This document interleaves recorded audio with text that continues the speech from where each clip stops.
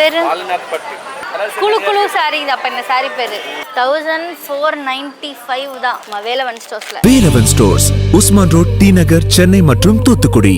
தமிழராட்சி பார்த்துட்டு இருக்க எல்லாருக்குமே வணக்கம். சீமானவர்கள் இப்போ செம கடுப்பாக இருக்காரு அப்படின்றது ஒன்று இருக்குது. விசிகாவினர் நாம் தமிழர் கட்சியில் தம்பிகளை எங்கே பார்த்தாலும் தாக்குறது நடந்துட்டு வந்துட்டு இருக்கு. அது முக்கியமாக என்ன அப்படின்னு பார்த்தீங்கன்னா அவங்க ஒரு மாநாடு நடத்தினாங்க. அந்த மாநாட்டில் நடந்த குறைகளை சாட்டை துறைமுருகன் சுட்டி காட்டினதுனால இவ்வளோ கடுப்பானவங்க நாம் தமிழர் கட்சி மேலே ரொம்ப கடுப்பில் இருக்காங்க.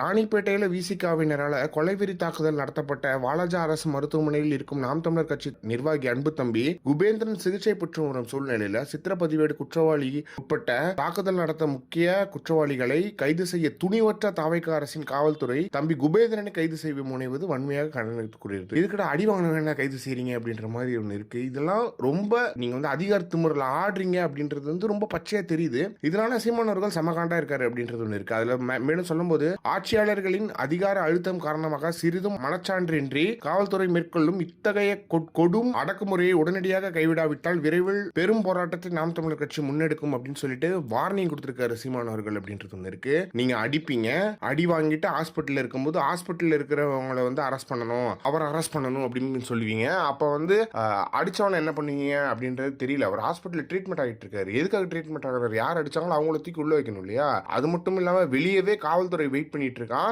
அவரை அரெஸ்ட் பண்றதுக்காக. அதனாலே காவல்துறை அடக்குமுறைக்கு எதிராக போராடுவோம் அப்படின்னு சொல்லிட்டு சல்மான் அவர்களும் ட்வீட் போட்டிருக்காங்க அப்படின்றது ஒன்று இருக்கு. என்ன இப்படி இருக்கீங்க? தாவைக்கா அரசு அப்படிதான், திமுக அரசு அப்படிதான், அதிமுக அரசு அப்படித்தான். வர அரசுல இவ்வளவு அதிகார திமுறோட ஆடினீங்கன்னா எனக்கு புரியல. இது நாம் தமிழர் கட்சி மேல நிறையவே அதிகார திமுறை இந்த ஆட்சியாளர்கள் கடந்த 15 வருஷமா காட்டிட்டு தான் வந்துட்டு இருக்காங்க அப்படின்றது தெரியுது. இது உச்சபட்சமா இருக்கு. ஏன்னா தப்பு யார் மேல அப்படின்னு தெரியாம நீங்க கைது செய்ய வரீங்க, அடிச்சவனா எதுவும் பண்ண மாட்டீங்க அப்படின்றது கேள்வியே இல்லை. ஏன்னா இதை பத்தி நீங்க என்ன நினைக்கிறீங்க அப்படின்னு சொல்லுங்க.